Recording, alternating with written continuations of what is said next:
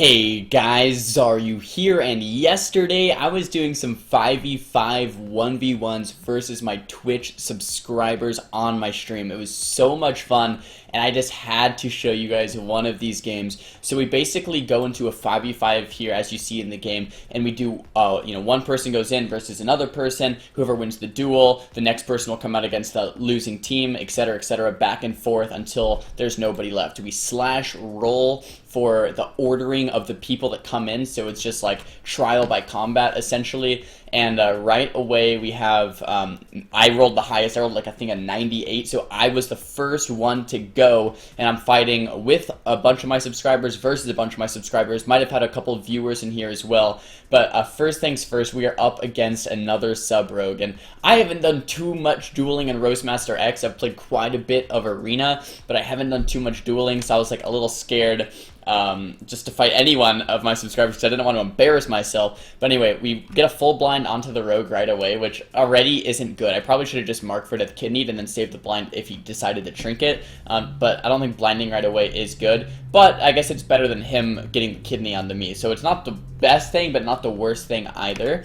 So then right away I'm going to get a restill, then do the mark for death kidney like we just talked about. He's going to trinket blind. I trinketed and put a bleed onto him, or night blade rather, not really a bleed, and then I just vanished completely out. I guess I do want to note too, I'm not using Thieves Bargain. I'm using the Phantom, it's called Phantom Assassin. I think the increased damage to Shadow Dance instead. So I don't have a short I don't have a short vanish, but my dances are going to do more damage. So we actually, that bleed or that dot, that night blade, kept him in combat, like out of stealth long enough for me to actually get a sap onto him, and this is pretty much key, right? Because he has no trinket, and now I got the sap onto him. So I basically like opened up onto him, baited that trinket, ran away with that bleed, and then got a reset with that sap onto him. And now I'm just going to do the same exact thing where I'm going to open up.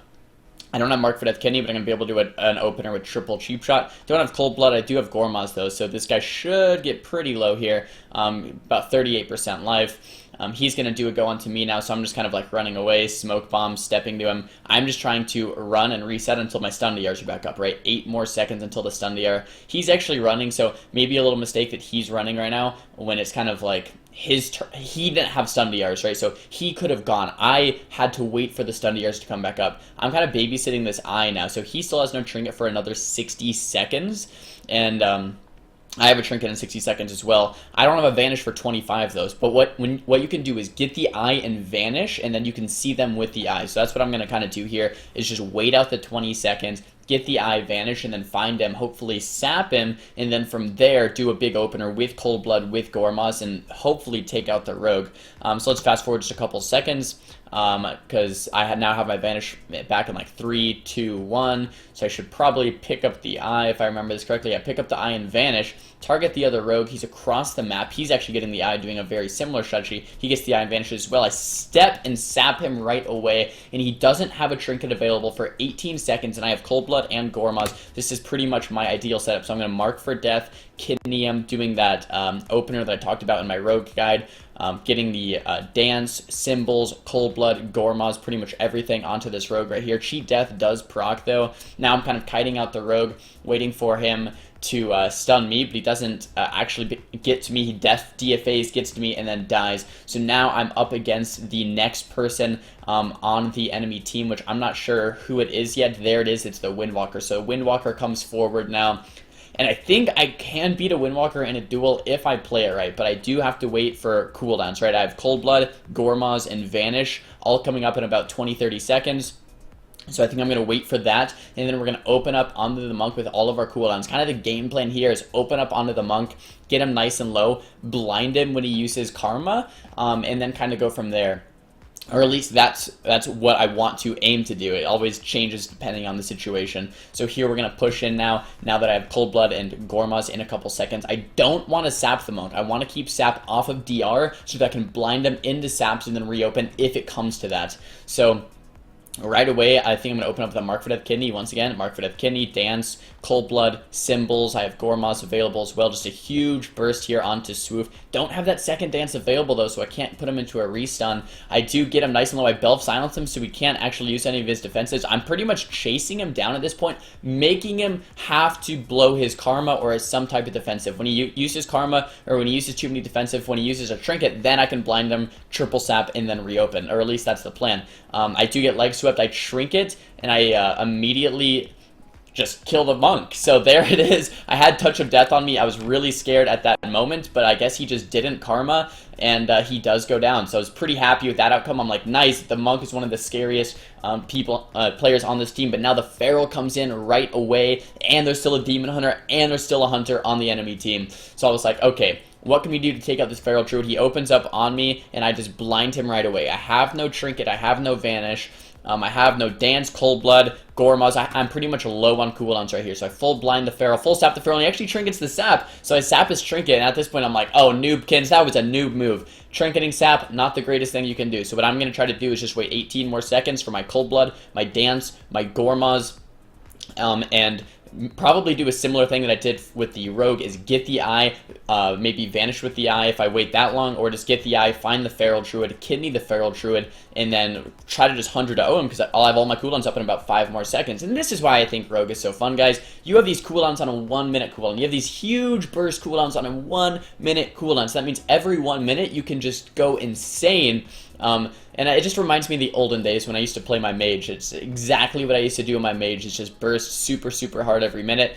But now mages don't really have stuns, and you can't burst super hard until you have Icy Vein. So once again, guys, Feral gets the eye. I do a little ballsy move. I step sap to him before he can actually hit me. But now look at this. He has no Trinket. He's in cat form. He has the eye, which means he takes 5% increased damage. And I have Dance, Cold Blood, Symbols, Gormaz waiting for this cat. So Mark for Death, kidney him, doing so much damage onto him, doing my standard damage opener. Like you guys know, I don't have that second Dance though, so I'm not going to be able to re-stun him out of that kidney shot. He does pop Incarnation, Wall, Thorns, and now he's going to turn the pressure onto me. Ferals do so much damage. Look at that, already down to 40% life in a couple seconds, but I do get him down right away. As I kill him, I'm sprinting away to the pillar so I can try to get a re-stealth. I have 3 seconds on that Rake Bleed, and the Demon Hunter is coming out swinging. He's about to pop all of his cooldowns onto me. I can tell I'm at 20% life. I do get that sap, though, onto the Demon Hunter. Get that re-stealth into the sap, which is so, so helpful. When I'm in stealth, I'm actually gaining life as well,